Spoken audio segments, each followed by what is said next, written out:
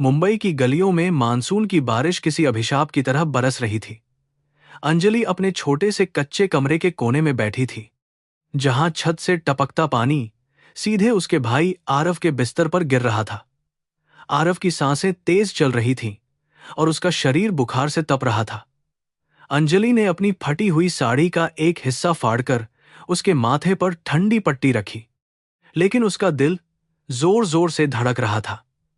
उसके पास दवा के लिए 1 रुपया भी नहीं बचा था और बाहर अंधेरा गहराता जा रहा था। पिछले 2 सालों से अंजलि ने केवल संघर्ष ही देखा था। जब उसके माता पिता एक सड़क दुर्घटना में चल बसे, तो पूरी दुनिया जैसे उजड़ गई थी। उस समय वह केवल 18 साल की थी और आरव 6 साल का था। तब से वह दूसरे के घरों में बर्तन मांजकर और झाड़ू पोछा करके अपने भाई को पाल रही थी। लेकिन आरव के दिल की बीमारी ने उनकी कमर तोड़ दी थी। डॉक्टर ने कहा था कि अगर जल्द ही ऑपरेशन नहीं हुआ तो उसकी जान बचाना मुश्किल हो जाएगा। अंजलि के लिए वह केवल भाई नहीं, बल्कि जीने की आखिरी उम्मीद थी। उसने अपनी पुरानी गुल्लक तोड़ी थी, जिसमें उसने एक एक पैसा जोड़कर जमा किया था, लेकिन उसमें से निकले सिक्के और फटे हुए नोट आरव की दवाओं के लिए भी पर्याप्त नहीं थे। खिड़की के बाहर गिरती बारिश की बूंदें उसे किसी के रोने की आवाज जैसी लग रही थीं। अंजलि ने अपनी आंखों के आंसू पोंछे और खुद को संभाला। उसे पता था कि अगर वह हिम्मत हार गई तो आरव का क्या होगा। उसने एक पुराना छाता उठाया और अपनी मालकिन के घर जाने का फैसला किया। वह उनसे कुछ पैसे उधार मांगना चाहती थी। कीचड़ से भरी सड़कों पर चलते हुए अंजलि का मन शंकाओं से भरा था। वह जानती थी कि अमीर लोग अक्सर गरीबों के दर्द को नहीं समझते, लेकिन उसके पास कोई और रास्ता नहीं था। जब वह श्रीमती गुप्ता के आलीशान बंगले पर पहुंची, तो दरबान ने उसे बाहर ही रोक दिया। अंजलि ने गिड़गिड़ाकर कहा कि उसे मालकिन से मिलना बहुत जरूरी है। काफी मिन्नतों के बाद उसे अंदर जाने की इजाजत मिली। अंदर की चकाचौंध देखकर अंजलि को अपनी गरीबी का एहसास और भी गहरा होने लगा। जहां फर्श पर बिछी कालीन उसके पूरे घर से महंगी थी, श्रीमती गुप्ता अपने सोफे पर बैठकर चाय पी रही थीं। जब अंजलि ने रोते हुए आरव की बीमारी के बारे में बताया और कुछ पैसे एडवांस मांगे, तो मालकिन के चेहरे पर कोई शिकन नहीं आई। उन्होंने रूखे स्वर में कहा कि पिछले महीने ही उसे छुट्टी के पैसे काट कर दिए गए थे। उन्होंने साफ मना कर दिया कि वे किसी को भी इस तरह बिना काम के पैसे नहीं देती। अंजलि के बार बार विनती करने पर उन्होंने उसे घर से बाहर जाने को कह दिया। वह ठंडी बारिश में दोबारा सड़क पर खड़ी थी, पूरी तरह टूट चुकी थी। अंजलि को ऐसा महसूस हो रहा था जैसे पूरी दुनिया उसके खिलाफ हो गई है। वह सड़क किनारे लगे एक लैंपपोस्ट के पास खड़ी होकर जोर जोर से रोने लगी। बारिश का पानी उसके आंसुओं में मिल रहा था। तभी उसकी नजर पास के एक छोटे से मंदिर पर पड़ी, जहां भगवान गणेश की प्रतिमा विराजमान थी। वह मंदिर की सीढ़ियों पर जाकर बैठ गई और भगवान से पूछने लगी कि उसकी क्या गलती थी। क्या गरीबी इतनी बड़ी सजा है कि एक निर्दोष बच्चे की जान चली जाए। उसका मन ईश्वर पर से विश्वास खोने लगा था। रात के सन्नाटे में मंदिर की घंटियों की आवाज उसे और भी परेशान कर रही थी। अंजलि ने देखा कि पास के एक दवाखाने में ताला लग रहा था। वह भागकर वहां पहुंची और केमिस्ट से आरव की दवा देने की भीख मांगी, यह वादा करते हुए कि वह कल पैसे दे देगी। लेकिन दुकानदार ने उसे झिड़क दिया और कहा कि यह उधार नहीं चलता।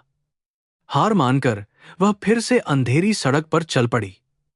उसे समझ नहीं आ रहा था कि वह खाली हाथ घर वापस कैसे जाए और आरव की आंखों में कैसे देखे।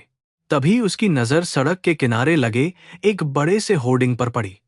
उस पर शहर के सबसे बड़े व्यवसायी विक्रम ओबेरॉय की तस्वीर थी। ओबेरॉय परिवार अपनी अकूत संपत्ति और कठोर अनुशासन के लिए जाना जाता था। अंजलि ने सुना था कि वे लोग बहुत सख्त हैं, लेकिन शायद वहां कोई काम मिल जाए। एक पल के लिए उसके मन में डर आया, लेकिन आरव का चेहरा याद आते ही उसने फैसला कर लिया। वह जानती थी कि ओबेरॉय मेंशन जाने का मतलब है आग के दरिया में उतरना, लेकिन भाई के लिए वह कुछ भी कर सकती थी। मेंशन की ऊंची दीवारें और लोहे के विशाल गेट किसी जेल की तरह लग रहे थे। अंजलि ने कांपते हाथों से सुरक्षा गार्ड से बात की। उसने कहा कि वह यहां काम की तलाश में आई है और उसे मालिक से मिलना है। गार्ड ने उसे अजीब नजरों से देखा और हंसते हुए कहा कि बड़े साहब गरीबों से नहीं मिलते। लेकिन अंजलि वहां से हिली नहीं। वह वहीं गेट के बाहर बारिश में भीगती रही। उसे यकीन था कि अगर वह यहां से खाली हाथ गई तो सुबह तक आरव उसके पास नहीं होगा। कई घंटों के इंतजार के बाद एक बड़ी काली कार गेट के अंदर दाखिल होने लगी। अंजलि ने अपनी जान की परवाह किए बिना कार के सामने दौड़ लगा दी। ड्राइवर ने अचानक ब्रेक मारा और कार एक झटके के साथ रुक गई। कार की पिछली खिड़की का शीशा धीरे धीरे नीचे उतरा और अंजलि ने पहली बार विक्रम ओबेरॉय की ठंडी और गहरी आंखों को देखा। उन आंखों में कोई दया नहीं थी, केवल एक अजीब सी शून्यता थी। अंजलि के होंठ कांप रहे थे, लेकिन उसने अपनी पूरी ताकत बटोरकर मदद की गुहार लगाई। विक्रम ने उसे सिर से पैर तक देखा और बिना कुछ बोले कार का शीशा ऊपर कर लिया। कार अंदर चली गई और गेट बंद हो गए। अंजलि वहीं घुटनों के बल बैठ गई। उसे लगा कि उसकी आखिरी उम्मीद भी खत्म हो गई है। लेकिन तभी एक नौकर बाहर आया और उसने अंजलि से कहा कि साहब ने उसे अंदर बुलाया है। अंजलि के दिल में एक नई उम्मीद जगी, लेकिन वह नहीं जानती थी कि इस महल के अंदर उसकी जिंदगी का सबसे कठिन सौदा उसका इंतजार कर रहा है। उसे नहीं पता था कि मदद की कीमत क्या होगी। महल के अंदर का वातावरण बहुत शांत और डरावना था। ऊंची छतों और भारी पर्दों के बीच अंजलि खुद को बहुत छोटा महसूस कर रही थी। उसे एक बड़े अध्ययन कक्ष में ले जाया गया, जहां विक्रम ओबेरॉय एक पुरानी किताब पढ़ रहे थे। कमरे में केवल घड़ी की टिक टिक सुनाई दे रही थी। विक्रम ने अपनी नजरें किताब से हटाकर अंजलि पर टिकीं। उन्होंने धीमी लेकिन भारी आवाज में पूछा कि उसे कितने पैसे चाहिए।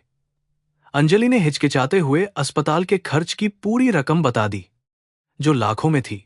विक्रम के चेहरे पर एक रहस्यमयी मुस्कान आई। उन्होंने कहा कि वे यह रकम तुरंत दे सकते हैं, लेकिन बदले में उन्हें अंजलि से कुछ चाहिए। अंजलि ने सोचा कि शायद वे उसे उम्र भर के लिए नौकरानी बनाकर रखना चाहते हैं। उसने तुरंत हामी भर दी कि वह कोई भी काम करने को तैयार है। लेकिन विक्रम ने जो कहा, उसे सुनकर अंजलि के पैरों तले जमीन खिसक गई। उन्होंने कहा कि मदद के बदले उसे अपनी पहचान और अपनी आजादी का बलिदान देना होगा।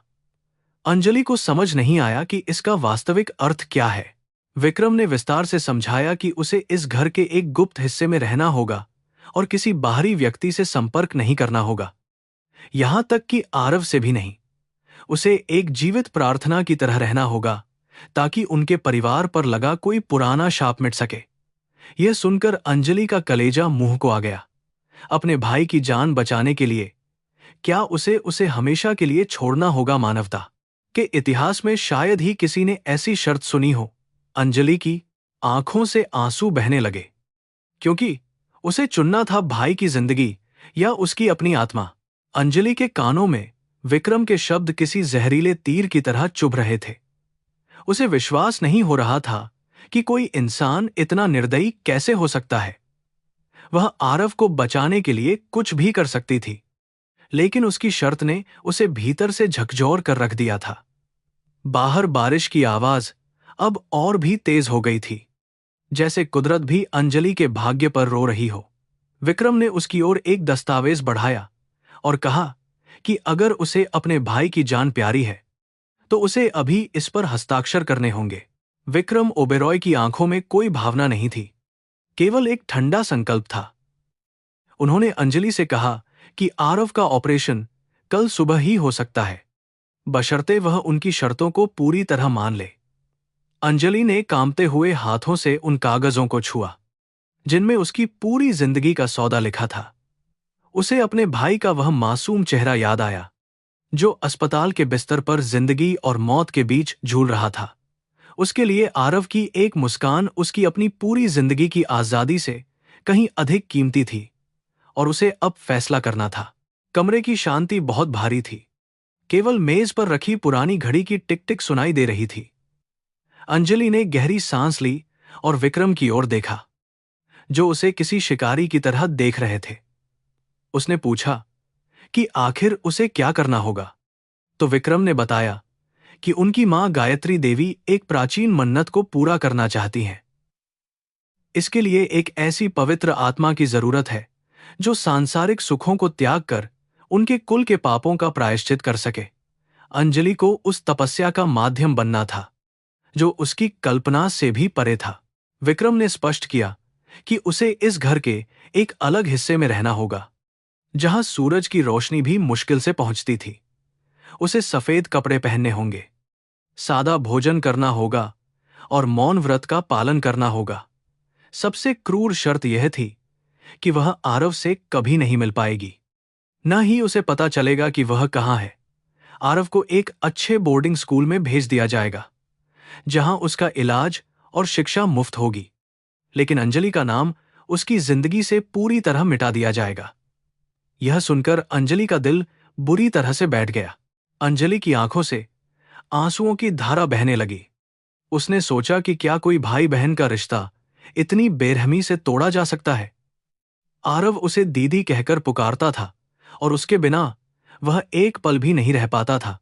लेकिन उसकी जान बचाने का यही एकमात्र रास्ता था, क्योंकि शहर का कोई भी अस्पताल बिना बड़ी रकम के उसे हाथ लगाने को तैयार नहीं था। विक्रम ने उसे सोचने के लिए केवल 5 मिनट दिए थे, अन्यथा वे उसे घर से बाहर निकाल देते। अंजलि की मजबूरी और बेबसी ने उसे एक ऐसी खाई में धकेल दिया था। उसने कांपती उंगलियों से कलम उठाई और उस कागज पर अपने हस्ताक्षर कर दिए, जो वास्तव में उसकी गुलामी का दस्तावेज था। विक्रम के चेहरे पर एक अजीब सी जीत की भावना आई, जैसे उन्होंने कोई व्यापारिक सौदा जीत लिया हो। उन्होंने तुरंत अपने मैनेजर को फोन किया और आरव के ऑपरेशन के लिए अस्पताल में पैसे जमा करने का आदेश दिया। अंजलि को एक क्षण के लिए राहत महसूस हुई कि आरव बच जाएगा, लेकिन अगले ही पल उसे अपनी खोई हुई आजादी और भाई के बिछड़ने के गम ने बुरी तरह से तोड़कर रख दिया था। महल के गलियारों से गुजरते हुए अंजलि को ऐसा लग रहा था जैसे वह अपनी ही चिता पर जा रही हो। उसे एक पुराने और सुनसान कमरे में ले जाया गया, जहां दीवारों पर केवल धार्मिक चित्र और जलते हुए दिए थे। उस कमरे की हवा में अगरबत्ती की भारी महक थी, जो सांस लेना मुश्किल कर रही थी। एक बूढ़ी नौकरानी ने उसे सफेद कपड़े दिए और उसे तुरंत नहाकर उन्हें पहनने को कहा। अंजलि ने अपनी रंगीन चूड़ियां उतारी और अपने बालों को ढीला छोड़ दिया। वह अब एक साधारण लड़की से एक तपस्विनी बन चुकी थी। उसी रात उसे अस्पताल ले जाया गया ताकि वह आरव को आखिरी बार देख सके, लेकिन उसे खिड़की के पीछे से ही देखने की अनुमति थी। आरव गहरी नींद में था और उसके चेहरे पर एक अजीब सी शांति थी। शायद उसे पता था कि उसकी दीदी उसके पास है। अंजलि खिड़की के शीशे पर हाथ रखकर रोती रही। वह उसे छूना चाहती थी, उसके माथे को चूमना चाहती थी, लेकिन उसे सख्त हिदायत दी गई थी कि वह अपनी पहचान उजागर नहीं करेगी। यह दृश्य देखकर वहां मौजूद नर्सों की आंखों में भी नमी आ गई थी। विक्रम ओबेरॉय दूर खड़े होकर यह सब देख रहे थे। उनके चेहरे पर अब भी कोई पछतावा नहीं था। वे मानते थे कि दुनिया में हर चीज की एक कीमत होती है, और उन्होंने अंजलि को एक बहुत ऊंची कीमत चुकाने पर मजबूर किया था। जब अंजलि वापस कार में बैठी तो उसकी नजरें सड़क पर चलते लोगों पर टिकी थीं, जो अपनी साधारण जिंदगी जी रहे थे। वह सोच रही थी कि कैसे एक पल में उसकी पूरी दुनिया बदल गई और वह एक ऐसी कैद में जा रही है जहां से बाहर निकलने का कोई रास्ता नहीं था। महल में वापस आने पर उसे गायत्री देवी के सामने ले जाया गया, जो एक व्हील चेयर पर बैठी थीं। गायत्री देवी की आंखें अंजलि को देख रही थीं, लेकिन उनमें सहानुभूति के बजाय एक अजीब सा डर और उम्मीद थी। उन्होंने अंजलि का हाथ पकड़कर कहा कि उसे इस परिवार के काले अतीत को धोने के लिए बहुत बड़ी कुर्बानी देनी होगी। अंजलि को समझ नहीं आ रहा था कि ओबेरॉय जैसे रईस परिवार का ऐसा कौन सा पाप है जिसके लिए उसे सजा भुगतनी पड़ रही है। वह केवल चुपचाप सिर झुकाकर सुनती रही और अपना भाग्य स्वीकार कर लिया। अगले दिन सुबह होने से पहले ही अंजलि की नई दिनचर्या शुरू हो गई। उसे भोर के 4 बजे उठना पड़ता था और घंटों तक मंदिर में बैठकर मंत्रों का जाप करना होता था। उसके पैर पत्थर की तरह ठंडे हो जाते थे, लेकिन उसे हिलने की इजाजत नहीं थी। विक्रम अक्सर मंदिर के बाहर खड़े होकर उसे देखते थे, जैसे यह सुनिश्चित कर रहे हों कि सौदा ईमानदारी से निभाया जा रहा है। अंजलि को ऐसा महसूस होता था कि वह एक जीवित मूर्ति बन गई है, जिसकी अपनी कोई इच्छा या भावना शेष नहीं बची है। दिन बीतते गए और अंजलि की हालत खराब होने लगी। उसका शरीर कमजोर हो गया और आंखों के नीचे काले घेरे बन गए। उसे भोजन में केवल उबला हुआ अनाज और फल दिए जाते थे, जो उसकी ऊर्जा के लिए पर्याप्त नहीं थे। लेकिन उसका मन हर समय आरव के बारे में सोचता रहता था। क्या उसका ऑपरेशन सफल रहा? क्या वह अब चल फिर सकता है? इन सवालों के जवाब देने वाला वहां कोई नहीं था। वहां के नौकर भी उससे बात करने से डरते थे, क्योंकि उन्हें विक्रम साहब के कड़े आदेशों का पालन करना पड़ता था। एक दोपहर जब अंजलि मंदिर में अकेली थी, उसने अपनी मां की याद में एक छोटा सा गीत गुनगुनाना शुरू किया।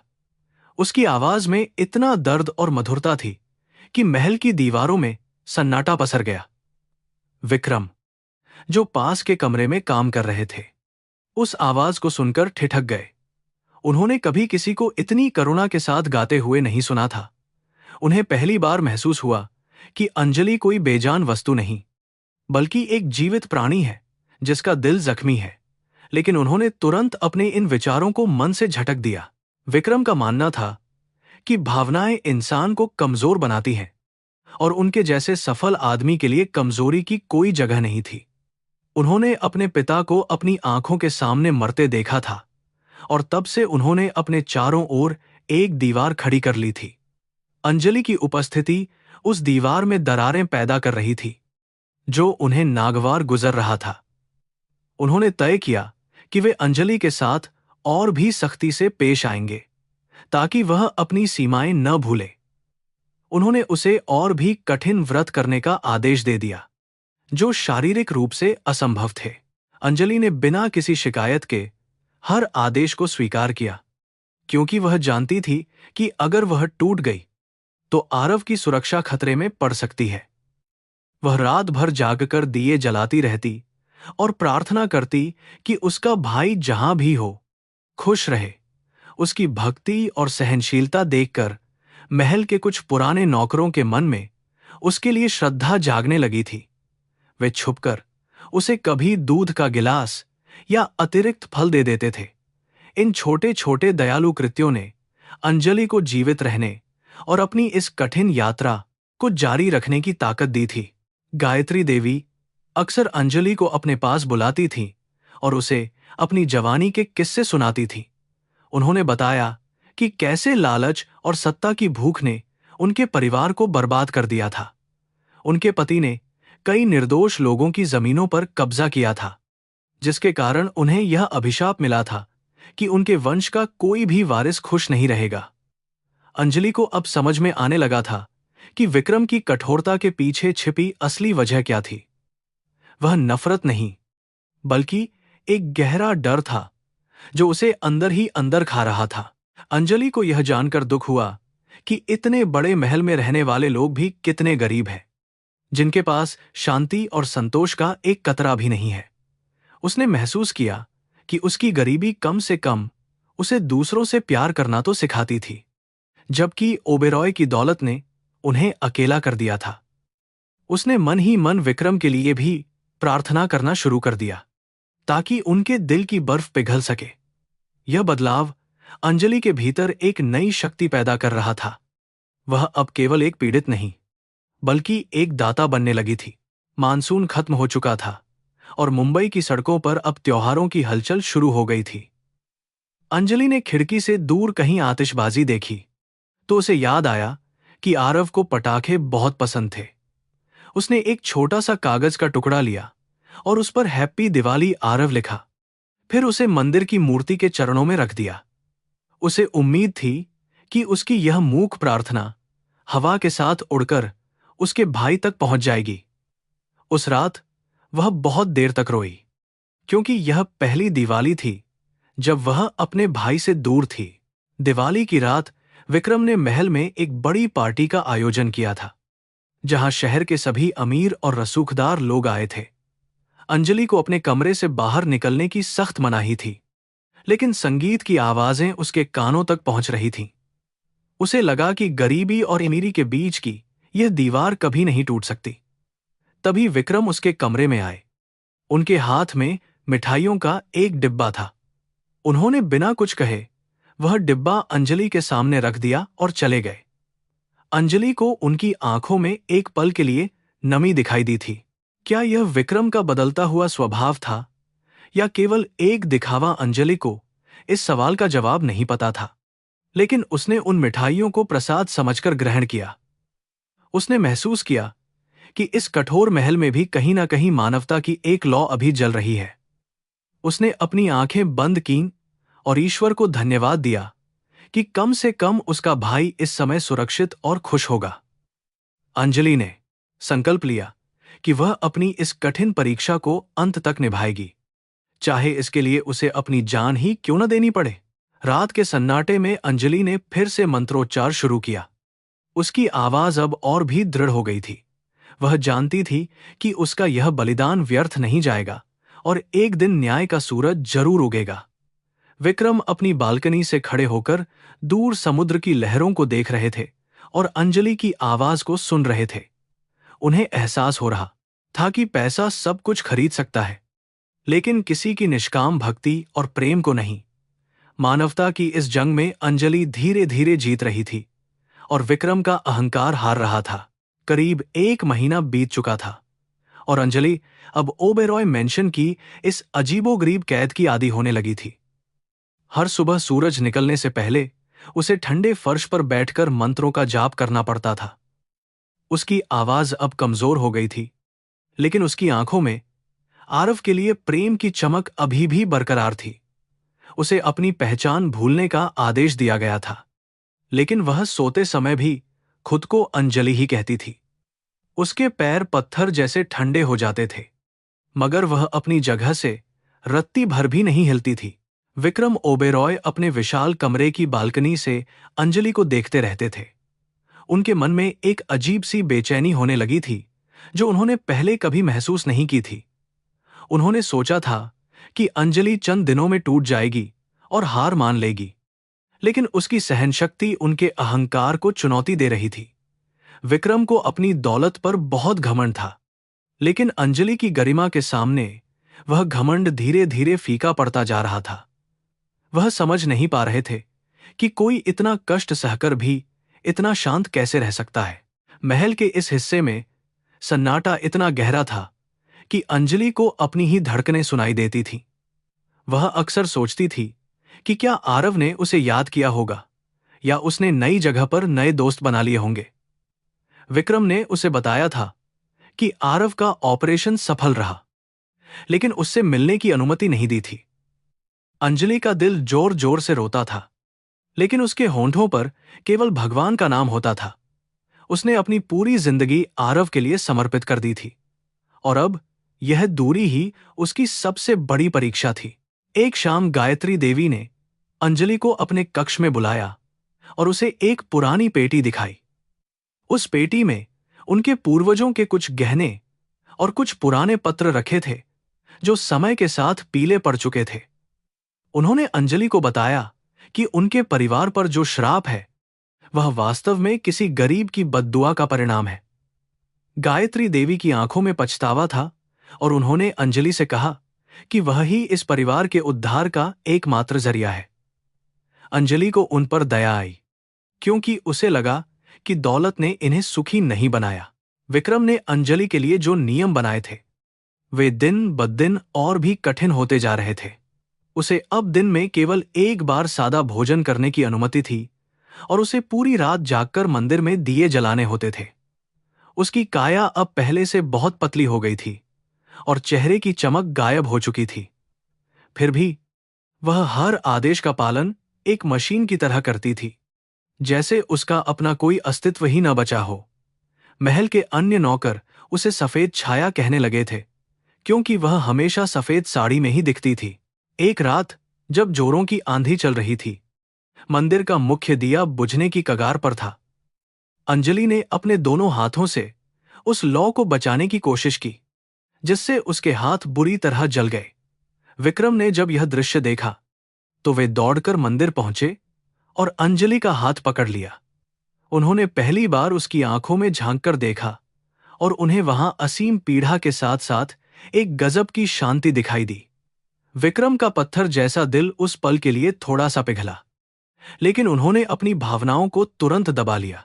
उन्होंने अंजलि से पूछा कि वह इतनी तकलीफ क्यों सह रही है, जबकि वह चाहे तो कभी भी यहां से जा सकती है। अंजलि ने धीमी आवाज में उत्तर दिया कि उसने अपने भाई के जीवन का सौदा किया है और वह अपनी बात से कभी पीछे नहीं हटेगी। विक्रम को उसकी वफादारी देखकर अपने आप पर शर्म महसूस होने लगी, लेकिन उनका अहंकार अभी भी उनके विवेक पर भारी था। उन्होंने अंजलि का हाथ झटक दिया और वहां से चले गए, लेकिन उस रात वे सो नहीं पाए। अंजलि के शब्दों ने उनके भीतर एक हलचल पैदा कर दी थी। आरव के स्कूल से एक पत्र आया था, जिसे विक्रम ने अपने पास ही रख लिया था। उस पत्र में आरव ने अपनी दीदी को बहुत याद किया था और पूछा था कि वह उससे मिलने क्यों नहीं आती। विक्रम ने वह पत्र कई बार पढ़ा और हर बार उन्हें अंजलि का चेहरा याद आया। उन्हें लगा कि वे एक मासूम बच्चे और उसकी बहन के बीच की दीवार बन गए हैं। मानवता की एक हल्की सी पुकार उनके कानों में गूंजने लगी थी, लेकिन व्यापारिक बुद्धि उन्हें याद दिलाती थी कि सौदा तो सौदा होता है, उसमें भावनाओं की जगह नहीं होती। अंजलि की तपस्या का प्रभाव अब घर के वातावरण पर भी पड़ने लगा था। महल, जो पहले केवल एक आलीशान इमारत लगता था, अब वहां एक आध्यात्मिक शांति का अनुभव होने लगा था। नौकरों का व्यवहार भी अब नरम हो गया था और वे अंजलि का सम्मान करने लगे थे। गायत्री देवी के स्वास्थ्य में भी धीरे धीरे सुधार होने लगा था, जिसे वे अंजलि की प्रार्थनाओं का फल मानती थीं। केवल विक्रम ही थे जो अभी भी अपने बनाए हुए नियमों और अपने कठोर स्वभाव के बीच एक युद्ध लड़ रहे थे। एक दिन अंजलि को बगीचे के एक कोने में बैठने की अनुमति मिली, जहां से वह बाहर की दुनिया की एक झलक देख सकती थी। उसने देखा कि कुछ बच्चे पतंग उड़ा रहे थे और एक पल के लिए उसके चेहरे पर मुस्कान आ गई। उसे आरव के साथ बिताए हुए वे पुराने दिन याद आए, जब वे भी छोटे से घर की छत पर पतंग उड़ाते थे। उसकी आंखों से आंसू गिर पड़े, लेकिन वह तुरंत संभल गई। उसे पता था कि उसकी खुशियां अब केवल यादों तक ही सीमित है और उसका वर्तमान केवल सेवा और त्याग है। विक्रम ने अंजलि को पास बुलाकर कहा कि कल एक बहुत बड़ी पूजा होने वाली है और उसे पूरे दिन निर्जला व्रत रखना होगा। अंजलि ने बिना किसी विरोध के सिर झुका लिया। भले ही उसकी शारीरिक स्थिति बहुत खराब थी, विक्रम उसे देख रहे थे और वे देखना चाहते थे कि वह और कितना सह सकती है। उन्हें लग रहा था कि अंजलि की सहनशीलता की एक सीमा होगी, लेकिन वह लड़की जैसे हर दुहक को पी जाने के लिए ही बनी थी। इंसानियत शायद इसी को कहते हैं, जहां स्वार्थ का कोई नामो निशान न हो। पूजा वाले दिन अंजलि सुबह से ही मंदिर के कार्यों में व्यस्त थी। उसने फूलों की मालाएं बनाई और पूरे आंगन को चंदन के लेप से सजाया। उसकी मेहनत और समर्पण देखकर पंडित जी भी हैरान थे। उन्होंने विक्रम से कहा कि ऐसी पवित्र आत्मा आज के युग में मिलना बहुत मुश्किल है। विक्रम ने कुछ नहीं कहा, लेकिन उनके मन में एक ग्लानि भाव पैदा होने लगा था। उन्हें महसूस हो रहा था कि वे एक हीरे को मिट्टी में मिलाने की कोशिश कर रहे हैं, जो उनकी सबसे बड़ी भूल हो सकती है। दोपहर की चिलचिलाती धूप में अंजलि बेहोश होकर गिर पड़ी, क्योंकि उसने कल से पानी की एक बूंद भी नहीं पी थी। विक्रम, जो पास ही खड़े थे, उन्होंने तुरंत उसे अपनी बाहों में उठा लिया। उन्होंने पहली बार महसूस किया कि उसका शरीर कितना हल्का और कमजोर हो गया है। उन्होंने तुरंत डॉक्टर को बुलाया और अंजलि की देखभाल करने के लिए कहा। उस पल विक्रम के चेहरे पर जो डर था वह एक कठोर मालिक का नहीं, बल्कि एक इंसान का था जो किसी की जान जाने से डर रहा था। जब अंजलि को होश आया तो उसने खुद को एक मखमली बिस्तर पर पाया और विक्रम को अपने पास बैठा देखा। विक्रम ने उसे पानी पिलाने की कोशिश की, लेकिन अंजलि ने मना कर दिया क्योंकि उसका व्रत अभी पूरा नहीं हुआ था। विक्रम ने गुस्से में कहा कि उसे अपनी जान की कोई परवाह नहीं है क्या? तो अंजलि ने मुस्कुराकर कहा कि आरव की जान ही उसकी जान है। विक्रम अवाक रह गए और उन्हें समझ आ गया कि वे इस लड़की को कभी हरा नहीं पाएंगे, क्योंकि उसका प्रेम उनकी नफरत से कहीं ज्यादा ताकतवर है। गायत्री देवी ने विक्रम को अपने पास बुलाया और बहुत डांटा। उन्होंने कहा कि वे पुण्य कमाने के चक्कर में पाप के भागी बन रहे हैं। उन्होंने विक्रम को याद दिलाया कि मानवता की सेवा ही सबसे बड़ी पूजा है और किसी को मजबूर करना धर्म नहीं है। विक्रम अपनी मां की बातें सुनकर चुप रहे, लेकिन उनके भीतर का तूफान और भी तेज हो गया था। उन्होंने अंजलि को वापस उसके पुराने कमरे में भेजने का आदेश दिया, लेकिन अब उनके मन में अंजलि के प्रति एक अनकहा सम्मान पैदा हो गया था। अंजलि ने फिर से अपनी सादगी भरी जिंदगी शुरू कर दी, लेकिन अब उसे महसूस हो रहा था कि विक्रम का व्यवहार थोड़ा बदल गया है। वे अब उसे कठोर आदेश नहीं देते थे और कभी कभी उसकी जरूरतों का ख्याल भी रखते थे। अंजलि को लगा कि शायद उसके त्याग का असर अब रंग ला रहा है। उसने भगवान से प्रार्थना की कि विक्रम के दिल का अंधेरा मिट जाए और वे भी प्रेम की शक्ति को पहचान सके। इस तरह ओबेरॉय मैंशन में एक नया अध्याय शुरू हो रहा था, जहां भावनाओं की कद्र होने लगी थी। रात के समय अंजलि अक्सर आरव की पुरानी तस्वीर को देखती थी जो उसने अपनी साड़ी के पल्लू में छुपा रखी थी। वह तस्वीर ही उसका संबल थी और उसे आगे बढ़ने की प्रेरणा देती थी। वह जानती थी कि वह शारीरिक रूप से भले ही कैद है, लेकिन उसकी आत्मा स्वतंत्र है, क्योंकि उसने किसी के लिए कुछ किया है। उसके चेहरे पर अब एक ऐसा संतोष था जो बड़े बड़े राजाओं के पास भी नहीं होता। अंजलि ने अपनी गरीबी को ही अपना गहना बना लिया था और यही उसकी सबसे बड़ी जीत थी। विक्रम ने तय किया कि वे आरव से मिलने जाएंगे और देखेंगे कि वह कैसा है। जब वे आरव के स्कूल पहुंचे तो उन्होंने देखा कि वह बहुत खुश था, लेकिन उसकी आंखों में अपनी दीदी के लिए एक इंतजार था। आरव ने विक्रम से पूछा कि उसकी दीदी कब आएगी, तो विक्रम के पास कोई जवाब नहीं था। उन्होंने महसूस किया कि उन्होंने दो मासूम दिलों को अलग करके कितना बड़ा अपराध किया है। आरव की मासूमियत ने विक्रम के बचे खुचे अहंकार को भी पूरी तरह से ध्वस्त कर दिया था। वापस आते समय विक्रम ने रास्ते में एक खिलौने की दुकान से एक गुड़िया खरीदी। उन्होंने वह गुड़िया अंजलि को दी और कहा कि यह उसके लिए एक छोटा सा तोहफा है। अंजलि की आंखों में हैरानी थी, क्योंकि उसने कभी नहीं सोचा था कि विक्रम उसे कुछ देंगे। उसने वह गुड़िया ली और उसे अपने सीने से लगा लिया, जैसे वह आरव का कोई संदेश हो।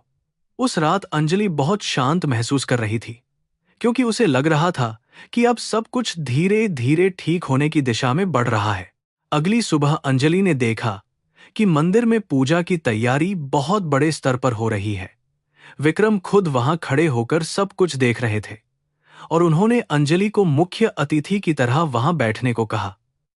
अंजलि को समझ नहीं आ रहा था कि यह सब क्या हो रहा है, लेकिन उसने चुप्पी साधे रखी।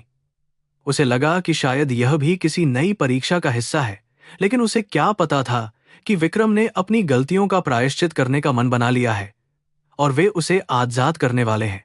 जैसे ही पूजा समाप्त हुई, विक्रम ने सभी के सामने घोषणा की कि अंजलि अब इस घर की नौकरानी या तपस्विनी नहीं है। उन्होंने कहा कि अंजलि ने इस परिवार को जो दिया है उसकी कीमत कभी नहीं चुकाई जा सकती। उन्होंने अंजलि से माफी मांगी और उसे उसके सारे अधिकार वापस दे दिए। यह सुनकर अंजलि की आंखों में खुशी के आंसू छलक पड़े और उसे लगा कि जैसे उसे एक नया जीवन मिल गया हो। मानवता की जीत हुई थी और जुल्म के काले बादल अब पूरी तरह से छंट चुके थे। अंजलि के जीवन का वह सबसे काला दिन था जब उसने आरव के जीवन के लिए अपनी आवाज और अपनी पहचान खोने का अंतिम फैसला किया। जैसे ही ऑपरेशन की प्रक्रिया शुरू हुई, उसे ओबेरॉय मेंशन के एक पुराने और अंधेरे कोने में भेज दिया गया, जहां सूरज की रोशनी भी आने से कतराती थी।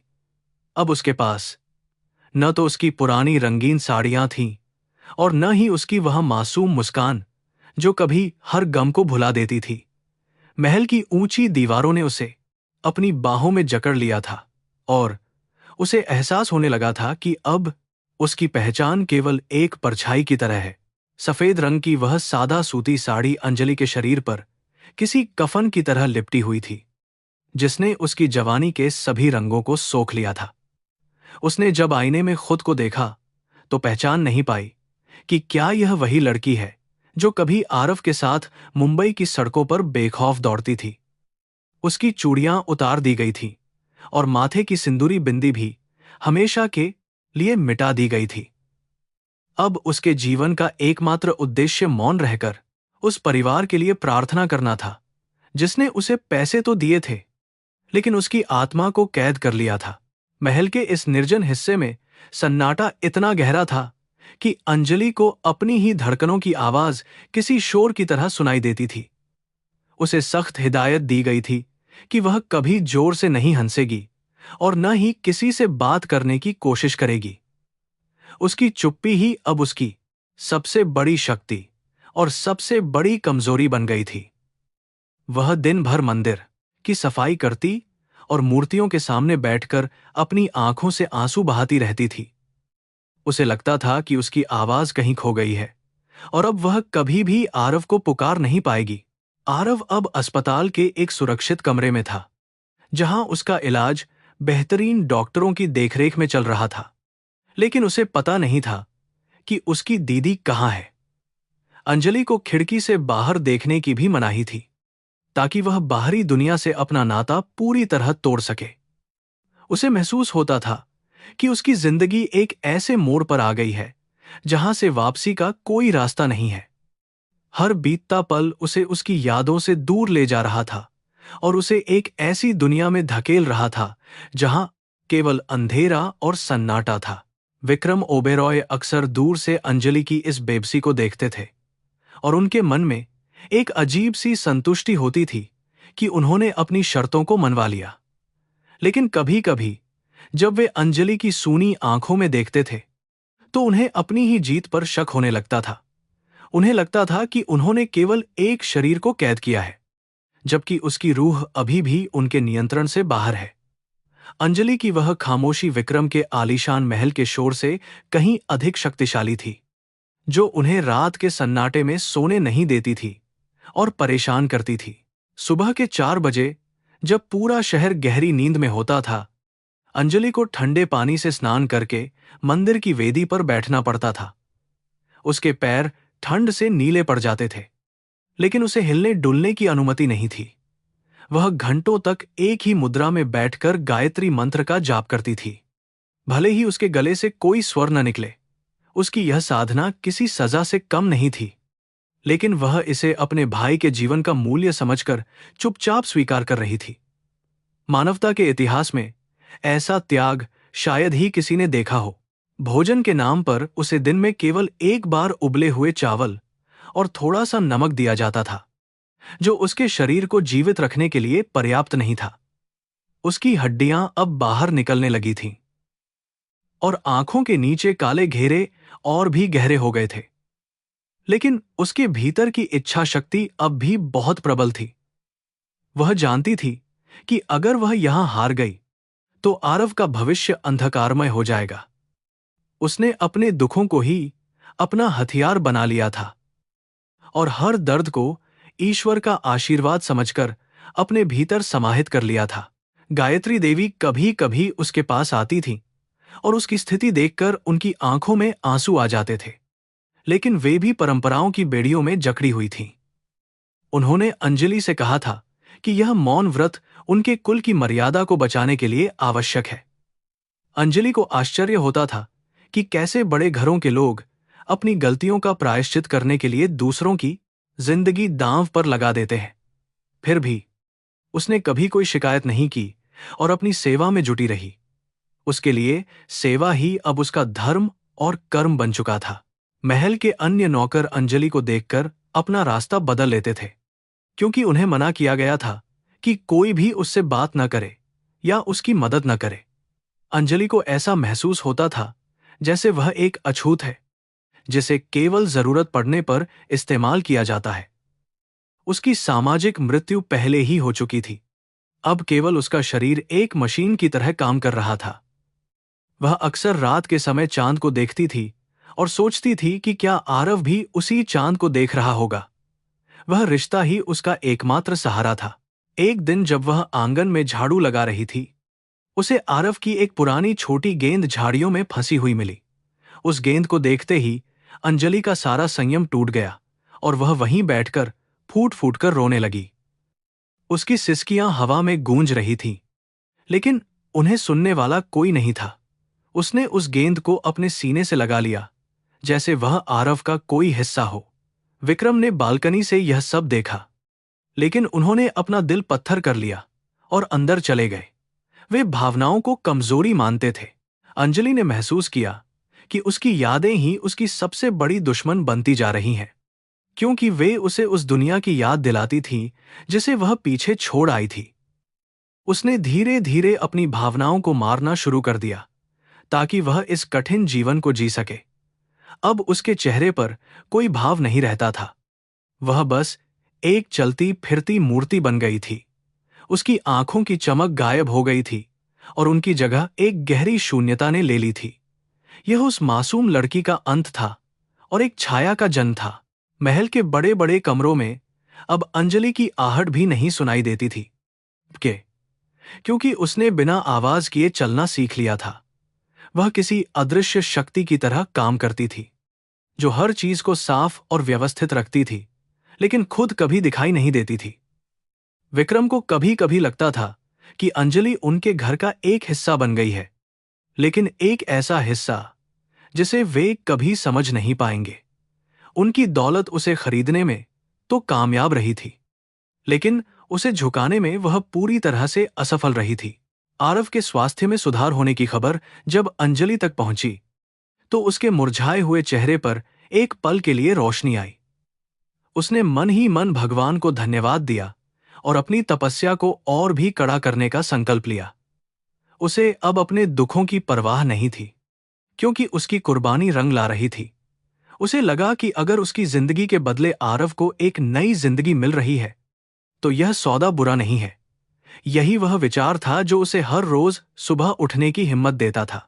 रात के समय जब महल के सभी दिए बुझा दिए जाते थे, अंजलि मंदिर के कोने में बैठकर अपनी मां की लोरी गुनगुनाने की कोशिश करती थी, लेकिन आवाज न निकलने के कारण केवल उसके होंठ हिलते थे।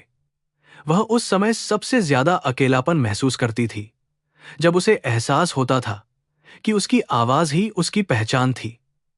अब वह एक बेनाम वजूद बन चुकी थी, जिसका कोई इतिहास नहीं था और न ही कोई भविष्य। वह बस वर्तमान के इस अंतहीन अंधेरे में भटक रही थी और रोशनी की तलाश में थी। विक्रम ने एक दिन अंजलि को अपने कमरे में बुलाया और उसे आरव की एक नई तस्वीर दिखाई। तस्वीर में आरव मुस्कुरा रहा था और उसने नए कपड़े पहने हुए थे। अंजलि का हाथ तस्वीर को छूने के लिए आगे बढ़ा, लेकिन उसने तुरंत उसे पीछे खींच लिया, क्योंकि उसे डर था कि कहीं उसकी छुअन से आरव की खुशियों को नजर न लग जाए। विक्रम ने देखा कि कैसे एक मां की तरह अंजलि अपने भाई के लिए तड़प रही थी। उस दिन विक्रम के मन में पहली बार दया का भाव जागृत हुआ था। उन्होंने अंजलि से कहा कि वह चाहे तो एक चिट्ठी लिख सकती है जो आरव को दी जाएगी, लेकिन अंजलि ने मना कर दिया। उसने कागज पर लिखा कि अगर आरव को पता चला कि वह कहाँ है, तो वह कभी खुश नहीं रह पाएगा। वह चाहती थी कि आरव उसे भूल जाए और अपनी नई जिंदगी की शुरुआत करे। अंजलि की इस निस्वार्थ भावना ने विक्रम को हिलाकर रख दिया। वे सोचने लगे कि क्या कोई वास्तव में इतना महान हो सकता है कि वह अपनी पूरी हस्ती को मिटा दे। समय गुजरता गया और अंजलि की यह खामोश जिंदगी ओबेरॉय मैंशन का एक अभिन्न अंग बन गई। लोग उसे अब एक पवित्र आत्मा की तरह देखने लगे थे, जो दूसरों के पापों का बोझ अपने कंधों पर उठाए हुए थी। उसकी उपस्थिति से घर में एक अजीब सी गरिमा आ गई थी, जो पहले कभी नहीं थी। अंजलि ने बिना बोले ही बहुत कुछ सिखा दिया था, जिसे शब्द कभी नहीं समझा सकते थे। उसकी सादगी और उसके त्याग ने उस आलीशान महल के अहंकार को धीरे धीरे कम करना शुरू कर दिया था। कभी कभी अंजलि को अपनी पुरानी जिंदगी के सपने आते थे, जहां वह आरव के साथ बारिश में नाच रही होती थी। जब उसकी आंख खुलती थी तो वह खुद को उसी ठंडे और अंधेरे कमरे में पाती थी। उसे एहसास होता था कि सपने केवल दिल बहलाने के लिए होते हैं, हकीकत तो बहुत कड़वी और दर्दनाक होती है। उसने उन सपनों को भी देखना छोड़ दिया और खुद को पूरी तरह से ईश्वर की शरण में समर्पित कर दिया। अब उसका हर सांस केवल एक ही प्रार्थना थी, आरव की सलामती। अंजलि की यह चुप्पी अब विक्रम के लिए एक चुनौती बन गई थी। वे चाहते थे कि वह कुछ बोले, गुस्सा करे या उन पर चिल्लाए, लेकिन अंजलि के चेहरे पर केवल एक शांत स्वीकृति थी। यह स्वीकृति विक्रम को अपनी हार की तरह लग रही थी।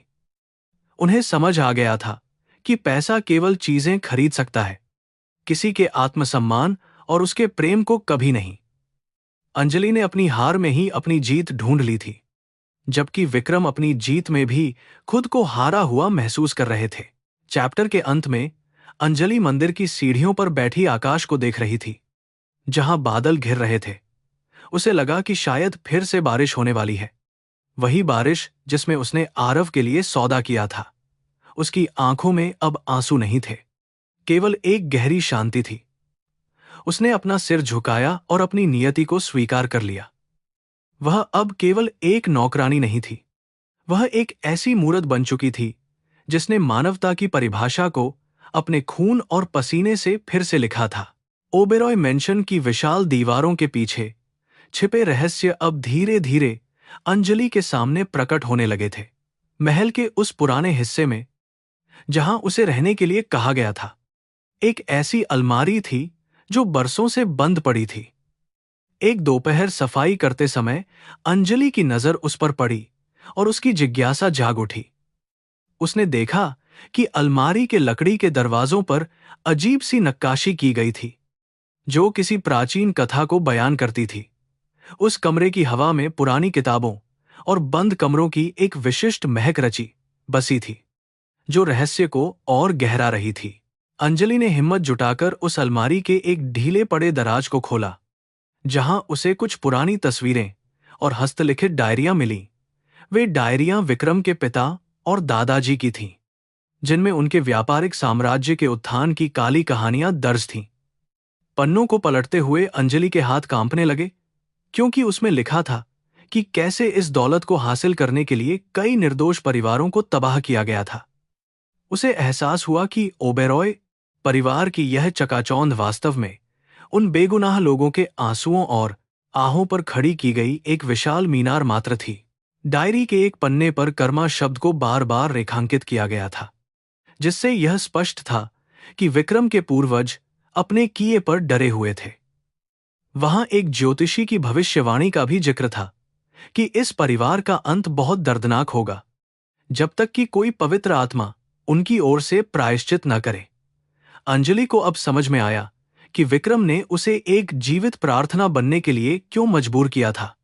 वह कोई सनक नहीं थी, बल्कि एक गहरे डर से उपजा हुआ अंधविश्वास था, जिसने विक्रम को इतना क्रूर और पत्थर दिल बना दिया था। तभी कमरे के दरवाजे पर विक्रम की परछाई दिखाई दी। उनकी आंखें क्रोध और चिंता से भरी हुई थीं। उन्होंने अंजलि के हाथ में वह पुरानी डायरी देखी और एक पल के लिए उनके चेहरे पर हवाइयां उड़ने लगीं। अंजलि डरी नहीं, बल्कि उसकी आंखों में विक्रम के लिए एक अजीब सी सहानुभूति थी, जिसे देखकर विक्रम और भी असहज हो गए। उन्होंने अंजलि से वह डायरी छीन ली और उसे वहां से तुरंत जाने का आदेश दिया। लेकिन अंजलि जानती थी कि अब उनके बीच का रिश्ता पहले जैसा कभी नहीं रह सकता था।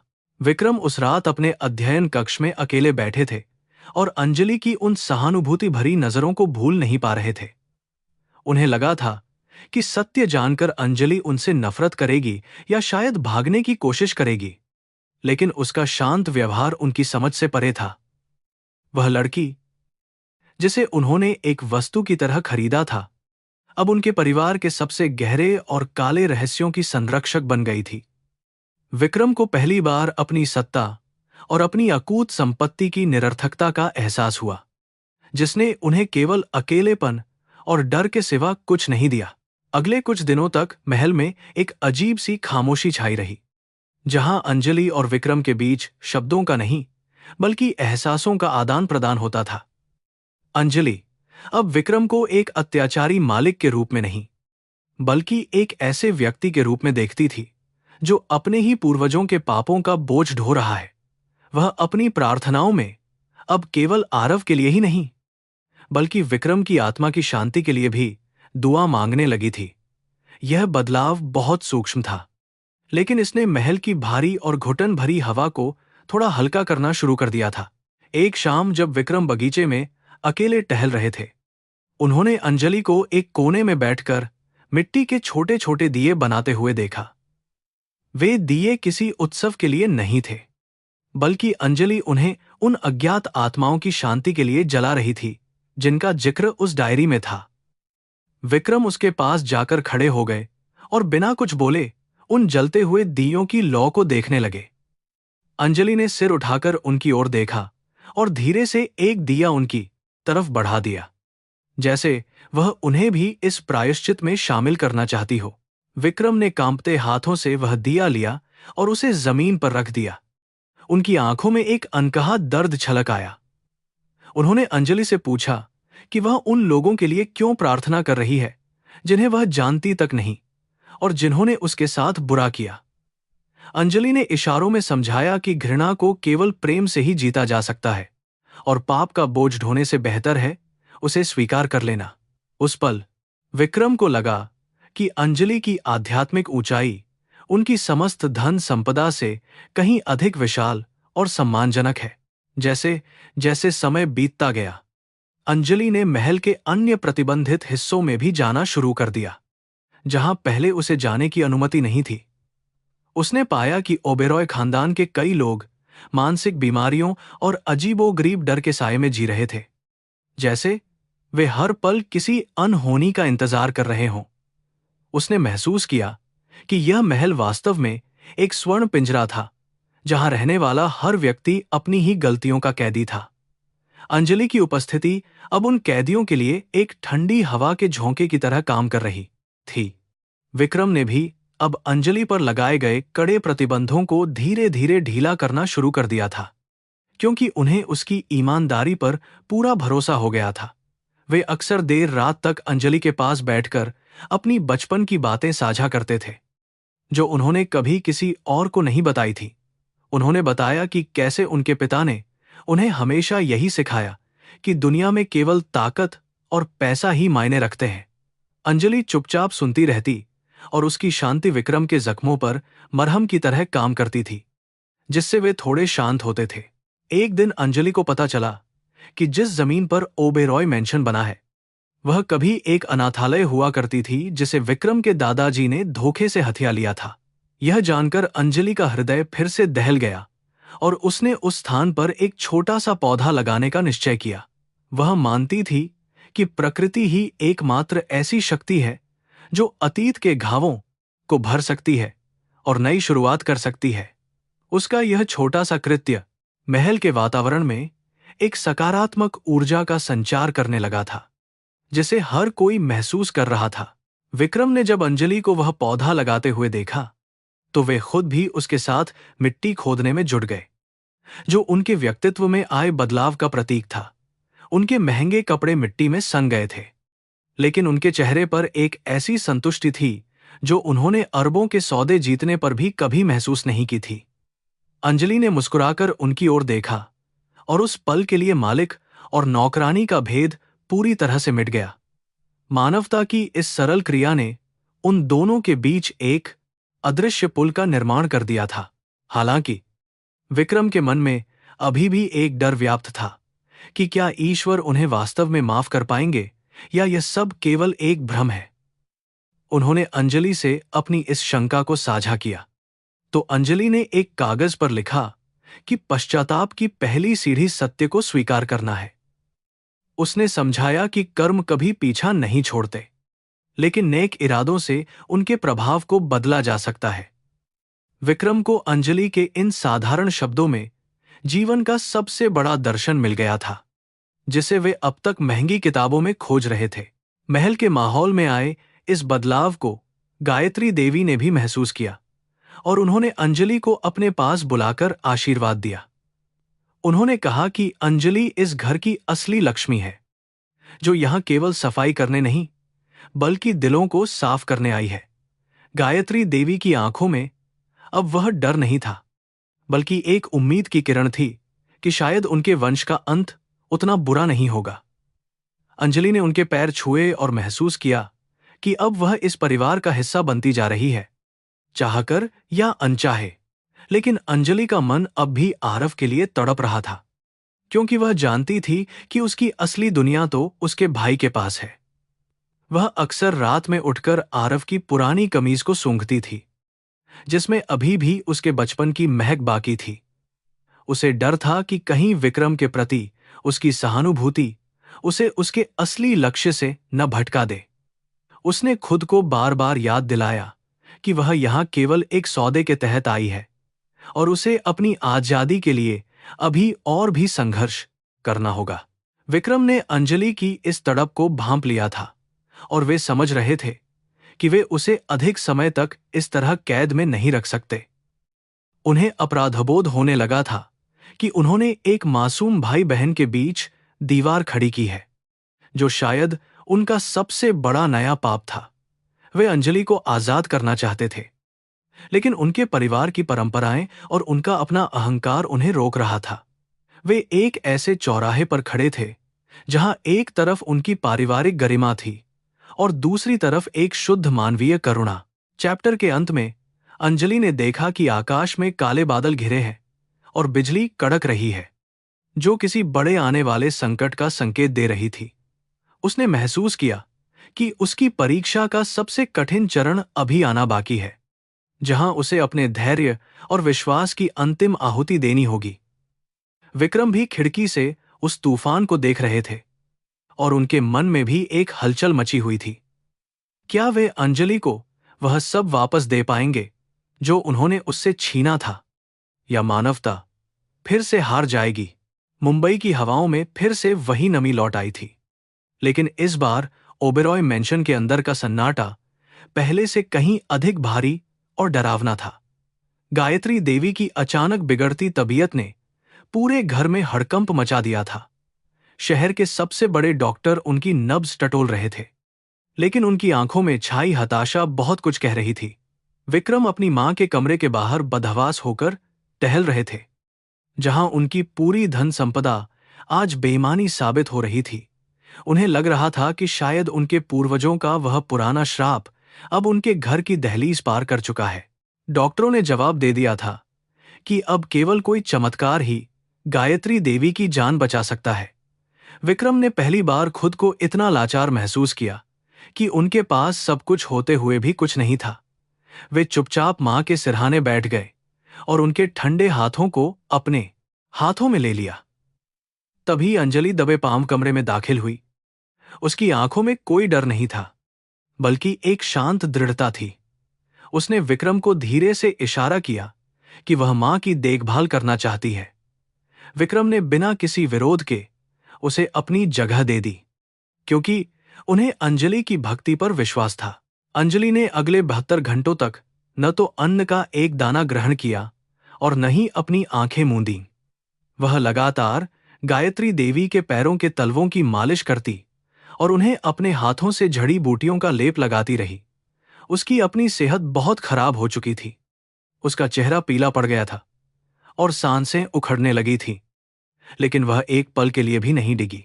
वह जानती थी कि यह केवल एक काम नहीं है, बल्कि एक डूबती हुई जिंदगी को किनारे तक पहुंचाने की उसकी आखिरी कोशिश है। उसकी इस निस्वार्थ सेवा को देखकर महल का हर पत्थर जैसे करुणा से भर उठा था। रात के तीसरे पहर में जब सब सो रहे थे, अंजलि ने गायत्री देवी के कान के पास जाकर बहुत ही धीमी आवाज में एक भजन गुनगुनाना शुरू किया। वह आवाज इतनी कोमल और पवित्र थी कि जैसे कोई फरिश्ता स्वर्ग से उतर आया हो। विक्रम, जो बाहर सोफे पर बैठे थे, उस आवाज को सुनकर चौंक गए। उन्होंने देखा कि अंजलि की आंखों से आंसू गिरकर गायत्री देवी के हाथों पर पड़ रहे थे।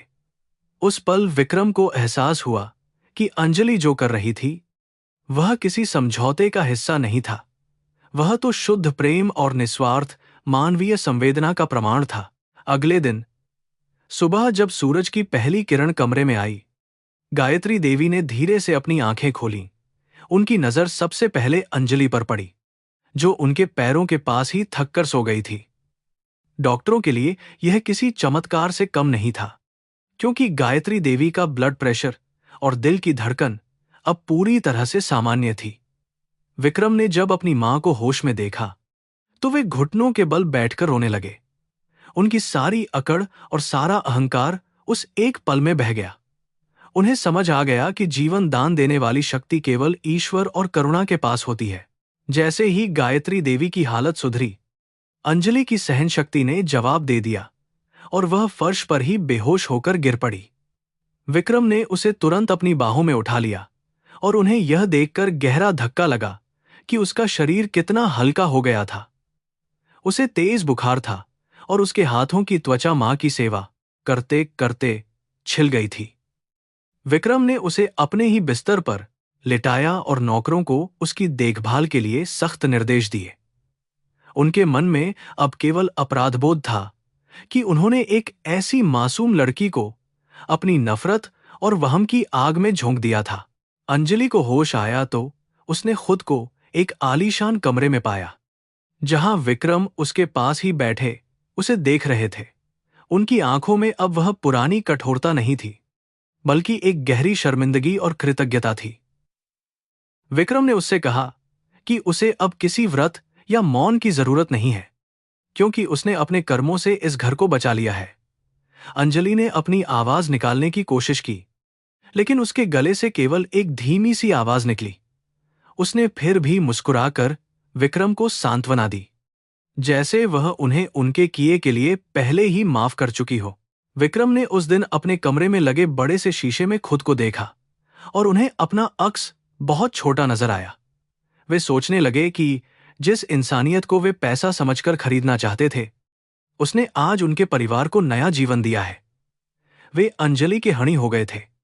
एक ऐसा कर्ज जिसे वे अपनी पूरी जायदाद बेचकर भी नहीं चुका सकते थे। मानवता ने अपनी जीत की घोषणा कर दी थी और विक्रम की सत्ता की दीवारों में दरारें पड़ चुकी थीं। उन्होंने तय किया कि वे अब अंजलि को और अधिक दुख नहीं पहुंचाएंगे, चाहे जो हो जाए। महल के माहौल में अब एक अजीब सा बदलाव आया था, जहां नौकर भी अंजलि से डरने के बजाय उसका सम्मान करने लगे थे। गायत्री देवी ने अंजलि को अपने पास बुलाकर अपने गले से कीमती हार उतारकर उसे पहनाना चाहा, लेकिन अंजलि ने विनम्रतापूर्वक मना कर दिया। उसने कागज पर लिखा कि उसकी सबसे बड़ी दौलत उसके भाई का स्वास्थ्य है और उसे गहनों की कोई जरूरत नहीं है। उसकी इस सादगी ने विक्रम के दिल पर एक गहरी चोट की। उन्हें महसूस हुआ कि उन्होंने एक कोहिनूर को, कि वो बाद कोहिनूर को धूल में मिलाने की कोशिश की थी, जो उनकी सबसे बड़ी मूर्खता थी। अंजलि की हालत अब धीरे धीरे सुधरने लगी थी, लेकिन वह अभी भी बहुत कमजोर थी। वह अक्सर बगीचे में बैठकर दूर उड़ते परिंदों को देखती और शायद अपनी आजादी के सपने बुनती।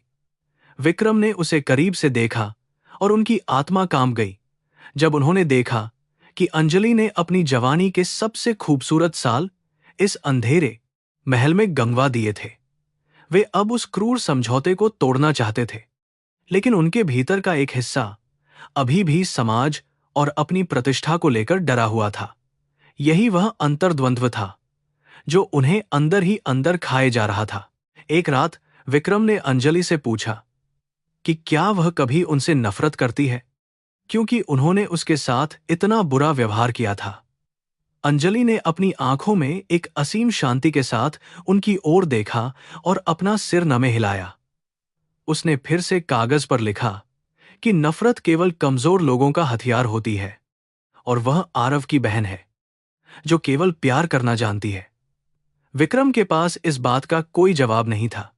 वे बस अपना सिर झुकाकर वहां से चले गए। उन्हें लगा कि अंजलि ने उन्हें एक बार फिर से अपनी बातों से हरा दिया है। गायत्री देवी अब पूरी तरह स्वस्थ थीं और उन्होंने विक्रम को याद दिलाया कि अंजलि को उसके भाई से मिलने का हक है। विक्रम ने जब आरव के बारे में सोचा तो उन्हें अपनी क्रूरता का फिर से एहसास हुआ। उन्होंने आरव को फोन किया और उसे बताया कि उसकी दीदी बहुत जल्द उससे मिलने आएगी। आरव की आवाज में जो खुशी और उत्साह था, उसने विक्रम के दिल को झकझोर कर रख दिया। वे सोचने लगे कि कैसे उन्होंने एक छोटे से बच्चे को उसकी मां जैसी बहन से इतने दिनों तक दूर रखने का पाप किया था। अंजलि ने जब यह सुना कि वह आरव से मिल सकती है, तो उसकी आंखों में ऐसी चमक आई जो बरसों बाद देखी गई थी। उसने तुरंत अपनी पुरानी साधारण साड़ी निकाली और उसे पहनने लगी, क्योंकि वह अपने भाई के सामने उसी पुरानी अंजलि की तरह जाना चाहती थी। विक्रम ने उसे देखा और उन्हें लगा कि सफेद रंग की सादगी में वह किसी भी महंगी पोशाक से कहीं अधिक सुंदर और तेजस्वी लग रही थी। उन्होंने खुद अंजलि को अपनी कार में बिठाया और आरव के हॉस्टल की ओर रवाना हुए, जो शहर से थोड़ा दूर था। रास्ते भर विक्रम खामोश रहे, लेकिन उनका दिमाग तेज चल रहा था। वे सोच रहे थे कि क्या आरव उन्हें कभी माफ कर पाएगा या क्या वे खुद को कभी माफ कर पाएंगे। अंजलि खिड़की के बाहर भागते पेड़ों को देख रही थी और उसकी धड़कनें आरव से मिलने की बेताबी में तेज हो रही थीं। वह भूल गई थी कि वह एक बड़े व्यापारी के साथ है। उसके लिए तो बस उस पल की अहमियत थी जब वह अपने भाई को फिर से अपने गले लगा पाएगी। मानवता और ममता का यह संगम बहुत ही भावुक कर देने वाला था। जैसे ही कार हॉस्टल के गेट पर रुकी, आरव वहां पहले से ही खड़ा इंतजार कर रहा था। अंजलि कार रुकते ही बाहर की ओर भागी और आरव ने उसे देखते ही दीदी कहकर जोर से पुकारा। उन दोनों का मिलन इतना भावुक था कि वहां मौजूद हर व्यक्ति की आंखें नम हो गई थीं। अंजलि ने आरव को अपने कंपनी था मनगुण फुर्दा की अखनी बाहर कर दीदी। अंजलि ने आरव को अपने कंपनी था सीने से लगा लिया और उसके बालों को सहलाने लगी। विक्रम दूर खड़े होकर यह सब देख रहे थे और उन्हें पहली बार महसूस हुआ कि असली खुशी रिश्तों में होती है, बैंक बैलेंस में नहीं। आरव ने अंजलि से पूछा कि वह इतने दिनों तक कहां थी और उसने उसे फोन क्यों नहीं किया। अंजलि के पास कोई जवाब नहीं था। वह बस उसे चूमती रही और रोती रही। विक्रम ने आगे बढ़कर आरव के सिर पर हाथ रखा, लेकिन आरव ने उन्हें थोड़ा डर और संशय की नजरों से देखा। विक्रम को अपनी हार का एहसास हुआ, क्योंकि बच्चों की नजरें झूठ नहीं बोलती। उन्होंने महसूस किया कि उन्होंने केवल अंजलि का समय नहीं छीना था, बल्कि एक बच्चे का बचपन और उसकी सुरक्षा का एहसास भी छीन लिया था।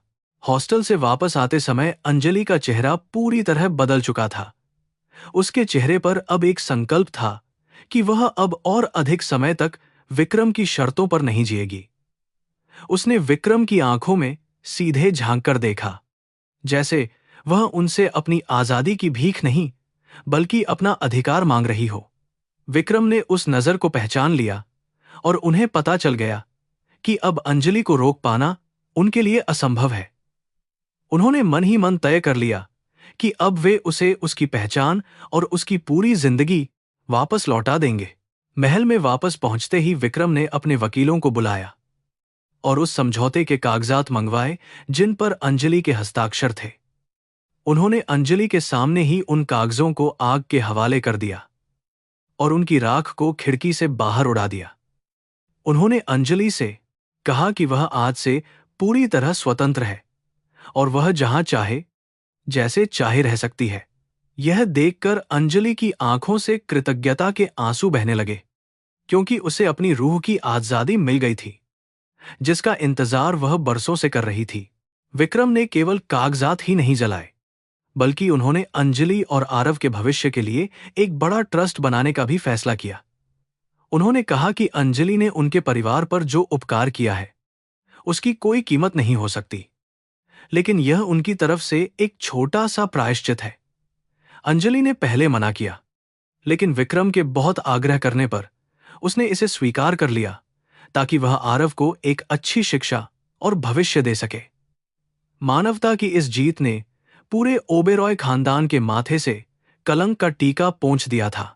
अंजलि ने महल छोड़ते समय अपनी पुरानी झोपड़ी की चाबियां साथ लीं, क्योंकि वह अपनी जड़ों को कभी नहीं भूलना चाहती थी। विक्रम और गायत्री देवी ने उसे गेट तक छोड़ने आए और उनकी आंखों में अंजलि के लिए एक सम्मानजनक विदाई का भाव था। अंजलि ने जाते जाते विक्रम से कहा कि असली अमीरी दिल की विशालता में होती है, न कि तिजोरी के पैसों में। विक्रम ने अपना सिर झुका लिया और उसे मुस्कुराते हुए विदा किया। ओबेरॉय मेंशन की वह सफेद छाया अब एक स्वतंत्र पक्षी बनकर नीले आकाश में उड़ने के लिए तैयार थी। अंजलि ने आज आखिरी बार उस भव्य मंदिर के सामने सिर झुकाया जहां उसने अपने जीवन के कठिन दिन बिताए थे। उसके चेहरे पर अब डर या उदासी का निशान नहीं था, बल्कि वहां एक दिव्य शांति थी जो केवल तपस्या से प्राप्त होती है। जब सुबह की किरणें उसकी सफेद साड़ी पर पड़ी तो वह किसी देवी की तरह तेजस्वी लग रही थी। उसे महसूस हुआ कि उसकी कैद केवल शारीरिक थी, लेकिन उसकी आत्मा ने महानता की उन ऊंचाइयों को छुआ था जिन्हें कोई धन नहीं खरीद सकता। गायत्री देवी ने उसे नम आंखों से विदा किया, क्योंकि वे जानती थीं कि अंजलि ने उनके घर को स्वर्ग बनाया है। विक्रम ओबेरॉय आज गेट पर खड़े होकर अंजलि की प्रतीक्षा कर रहे थे। उनके हाथ में एक छोटा सा बैग था जिसमें अंजलि की पुरानी चीजें और कुछ नए कानूनी दस्तावेज रखे थे। उन्होंने अंजलि की ओर देखते हुए बहुत ही भावुक स्वर में कहा कि वे उसे आजाद नहीं कर रहे हैं, बल्कि खुद को उस बड़े पाप से मुक्त कर रहे हैं जो उन्होंने उसे कैद करके किया था। उन्होंने अंजलि को एक नए और सुंदर घर की चाबियां सौंपीं, जो आरव के स्कूल के बिल्कुल पास था, ताकि उसे अब अपने जीवन में कभी संघर्ष न करना पड़े। अंजलि ने चाबियां स्वीकार कीं, लेकिन उसकी स्वाभिमानी आंखों ने यह स्पष्ट कर दिया कि वह अपनी मेहनत पर ही भरोसा रखेगी। जैसे ही अंजलि ने ओबेरॉय मेंशन की भारी और ऊंची दहलीज को पार किया, उसे तुरंत ऐसा लगा जैसे उसके कमजोर कंधों से सदियों पुराना कोई अदृश्य बोझ अचानक उतर गया हो। मुंबई की व्यस्त सड़कों पर उड़ती हुई धूल और गाड़ियों का शोर उसे आज किसी मधुर संगीत की तरह बहुत प्यारे लग रहे थे। उसने एक बार मुड़कर उस विशाल इमारत को देखा जो कभी उसके लिए एक डरावना और अंतहीन सपना थी, लेकिन अब वह केवल एक गुजरा हुआ कल बन चुका था। उसने जीवन में सीखा कि अमीरी और गरीबी के बीच का असली फासला केवल पैसों का नहीं, बल्कि सोच और मानवीय संवेदनाओं का होता है। आरव अपने स्कूल के मुख्य गेट पर अपनी दीदी का बहुत बेसब्री से इंतजार कर रहा था, और जैसे ही उसने अंजलि को देखा, वह दौड़कर उसकी ममतामयी गोद में समा गया।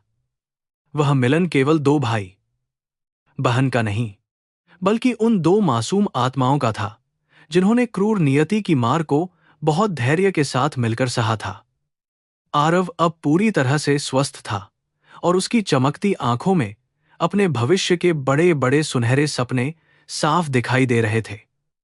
अंजलि ने उसे अपने सीने से जोर से लगा लिया और महसूस किया कि दुनिया की सारी अकूत दौलत इस एक पल की सच्ची खुशी के सामने बिल्कुल तुच्छ है।